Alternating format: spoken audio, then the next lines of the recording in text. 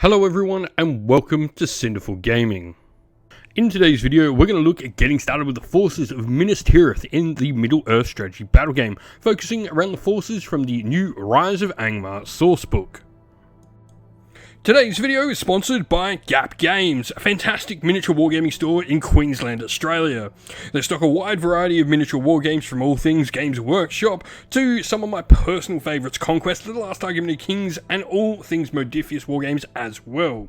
Use our affiliate code in the link below to help support both this fantastic store and the channel as well. And so the first model we're going to look at is the brand new character we have for Minas Tirith, and that is Eärnur, the last king of Gondor. Now this infantry hero is a hero of valor. He's got some pretty solid stats with strength 4, defense 7, 3 attacks and wounds, courage 6, a 5 value of 6 with a shoot value of 4 as well. All really solid. He's got 3 might, 3 will, but only a single fate point.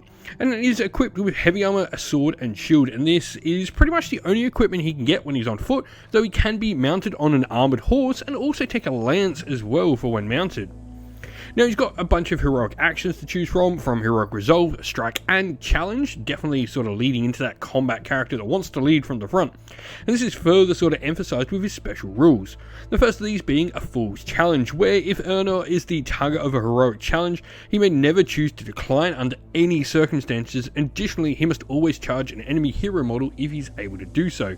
So, catch-22 with him, you know, he is definitely going to be pretty good in a fight against other heroes, but he's going to have to be, so your opponent potentially can lure him out with some really super powerful ones.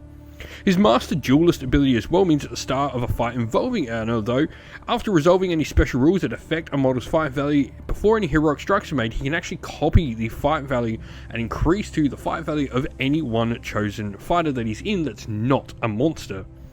Now, one last thing to note about Eärnur as well is if your force contains him and any other named heroes, you just lose your army bonus for Minas Tirith. It's not a thing if you do that, because it's not sort of playing into the narrative. He is sort of the only named character at his time, so you'll have him and then you have, you know, maybe some other captains of Gondor and that sort of stuff. Now moving on to our units, and the first of these are going to be the Warriors of Minas Tirith. Minas Tirith warriors are very low in number and generally have a low courage of 3 here, but they do have solid defense of defense 5 thanks to their heavy armor. They're also equipped with swords and can take shields as well to boost that defense even higher, and they're able to take a banner which definitely helps for making sure you win those fights, and a warhorn as well to help with those courage negatives they have. They can take bows and spears as well, and they've also got the shield wall special rule, which adds even more defense if you've got multiple of the models with this particular rule around each other, though the rule only will give the bonus to anyone that's not mounted. Knights of Minas Tirith are next, and they're another solid warrior. They're pretty much just your warriors of Minas Tirith mounted on horses. They come with a lance as well to give them that extra oomph when they get into the charge, and like their foot mounted counterparts, they can take shields to boost that defense even higher. They've got the shield wall special rule, which is interesting because obviously they can't take the benefit from it, but it does mean if they are there using that ability, they can stand next to some of their friends and actually provide it to the infantry models near them, which is pretty cool.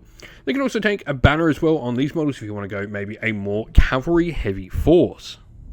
Next are the Rangers of Gondor. Now, the Rangers of Gondor are going to be pretty much the better archers we can take for the force. They're going to be the same amount of points as our bow-wielding Warriors of Minas Tirith, though they are going to have a lower defense. They don't have the heavy armor, they've got defense 4, you know, just wearing armor. But they do have the ability of having that higher shoot value of 3+ to hit instead of the 4+, though their 5 value is also increased to 4, which is pretty cool as well. So they are generally better fighters than Warriors of Minas Tirith, though they do lack all the heavier equipment. They can take spears as an upgrade as well if they so want to, so great for sort of being in the second rank after your Warriors of Minas Tirith. The last unit I want to talk about are the Guard of the Fountain Court. I really like these guys, especially when you compare them next to Eärnur. This is a nice little combo. Obviously, he's going to be getting into fights he particularly doesn't necessarily always want to get into, so having some models with the bodyguard rule which allows them to just protect him, which is nice.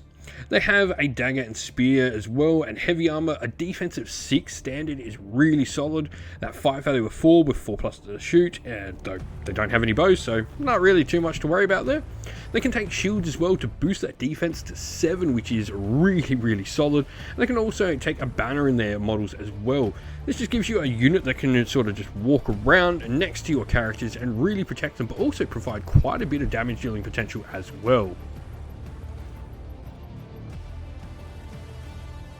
And so our army list today is obviously going to be for Minas Tirith. Now with this we get the army bonus so long as we don't include any other characters besides Eärnur, and what this does is friendly Gondor models from this army increase their courage value by 1. This is a really important benefit because we have low courage to begin with. Getting bonuses for it, just what we want to be getting. Now for our force, we've got a single warband. Eärnur is our hero of valor. He's going to be our force's overall leader. And for followers, he's got quite a few of them. He's got 2 guard of the Fountain Court who will be sitting nice near him, 3 knights of Minas Tirith with shields to give us some fast moving damage dealers, 4 rangers of Gondors for good bannermen, and then we've got a warrior of Minas Tirith with banner to help us reroll some fights, and then 3 warriors of Minas Tirith with shields to hold the line alongside the last king of Gondor. We hope this video was helpful in getting you started with the Middle-earth strategy battle game, and that it was able to give you some ideas and inspiration to start your own force in the game. If you have any other questions at all, please comment down below, and while you're there, don't forget to drop a like, subscribe, and join our Discord server to check out all of our future Middle-earth strategy battle game content